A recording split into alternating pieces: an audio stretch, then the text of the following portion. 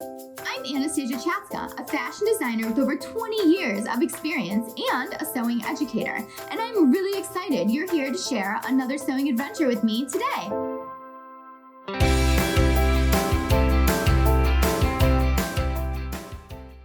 Welcome to Sewing Anastasia, and today we are going to be using the Chenille Foot, and we are going to be creating chenille textures.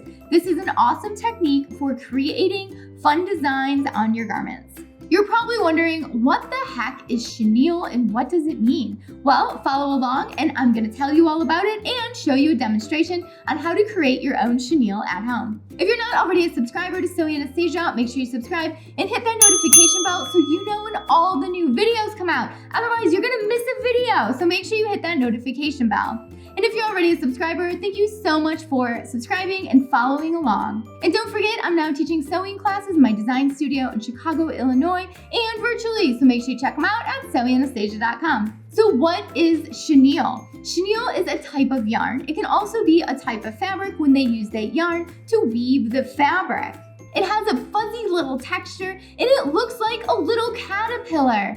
And fun fact, the word chenille means caterpillar in French. And that's why it's called chenille, because the yarn they use to make it looks like a little caterpillar. So I'm going to be making my chenille out of this flannel here, this buffalo plaid flannel. So we are going to create all these strips of fluffy chenille, and we're going to be putting it on this piece of denim. And I'm using the piece of denim so that way it's a good contrast for you to see for this demo. But you could create the chenille right on top of a piece of flannel as well. Fun fact, my grandma used to make chenille blankets all the time and gift them. The main thing you need to create chenille are bias strips of fabric. Now I'm going to be creating my bias strips 3/4 of an inch wide because I have a fancy little chenille foot here and the opening is 3/4 of an inch wide. So we want to make sure that our strips are going to fit into the foot. If you don't have a chenille foot, no worries, you can totally do this still. You just need to sew right down the middle of the strips, and the foot does make it easier, but you can still do it without the foot.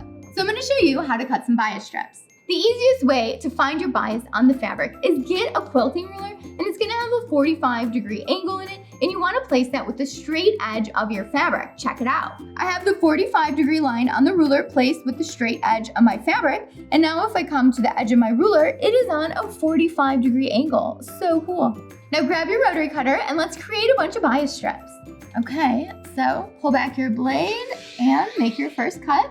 And now you can pull away that piece of fabric. And now I'm going to be using my quilting ruler to line up 3/4 of an inch with the edge of the fabric. And now I'm just going to create a bunch of strips.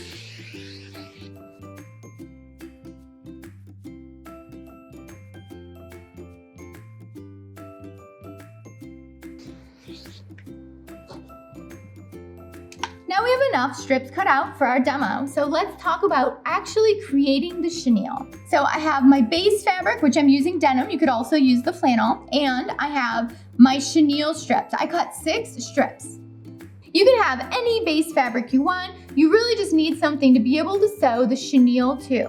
So for this demo, we're going to be using the Chenille Foot, which is going to help guide our strips along the fabric, because you can do some really cool fancy chenille designs so they don't just have to be straight. And this is going to help keep all the layers of our fabric together.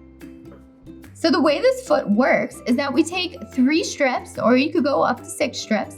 So I have all 3 strips here, and we're going to put it in this little opening of the foot here. And then we're going to push it down to the back. So that way we are sewing on top of all these strips, and this is going to be guiding the bias strips into the machine. So you can see it'll just glide right along the strips like that. So let's head over to the sewing machine and make some chenille. So I have my foot clicked onto my machine. So if you have a Viking, your feet just click on and off, real simple, which is awesome. And I have my machine set to just a regular straight stitch. So I have all my layers of bias in the foot. And now we are gonna sew just straight down the fabric first. I'm gonna do another row and I'm gonna create a design next. So you're also gonna want to back stitch. So you're just creating a normal stitch. This is a permanent stitch. And just keep all your layers lined up while you're creating the chenille.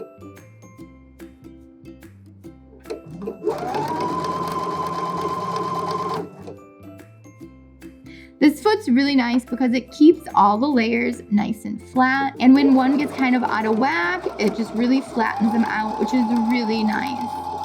You can see that one's getting a little bubbly. It's because it's not even under there, so you can just even them out and continue.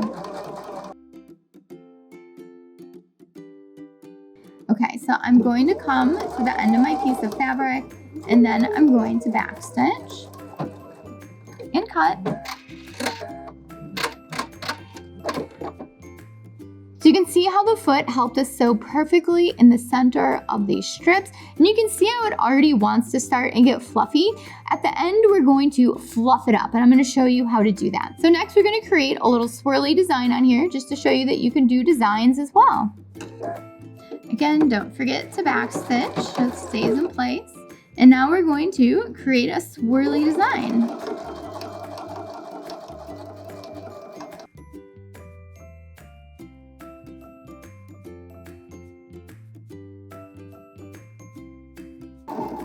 You get to the end, backstitch and cut. Now I have my swirl sewn onto the fabric, so you can see you can also create designs with your chenille. Now we want to fluff it up so that way we can really make it look like chenille. Now we're going to fluff up that chenille and really make it come to life.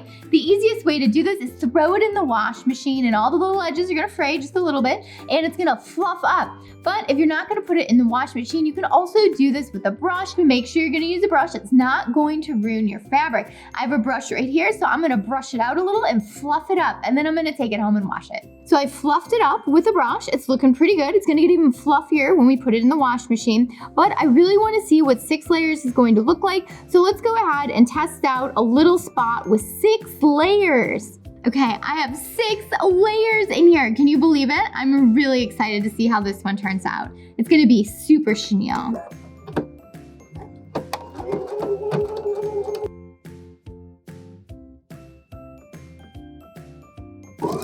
I'm gonna stop right here, backstitch and cut. Okay, let's check out what 6 layers looks like. I fluffed it up, so let's check out that caterpillar. Look at the chenille with 6 layers. It is so fluffy. I am loving the 6-layered look. Thanks so much for watching Sewing Anastasia today. I hope you had fun making chenille with me. This is such a great, fun technique to add to your clothes or home decor.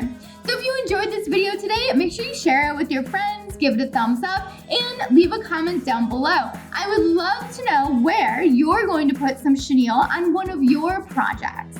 And a big shout out to Asia for giving me the Chenille Foot to create this awesome chenille. What? So cool. Thank you, Asia. If you guys don't already follow me on Instagram and Facebook and Twitter and TikTok and all those other social media websites, make sure you follow me so that way we can stay connected and creative together. But make sure you hit those notifications on all of them so that way you actually know when I'm putting out new content, so that way you can stay creative and inspired. Also, don't forget, I'm now teaching sewing classes in my design studio in Chicago, Illinois. And I also teach them virtually, so make sure you check out all the classes at sewinganastasia.com. Thanks so much for watching. Bye!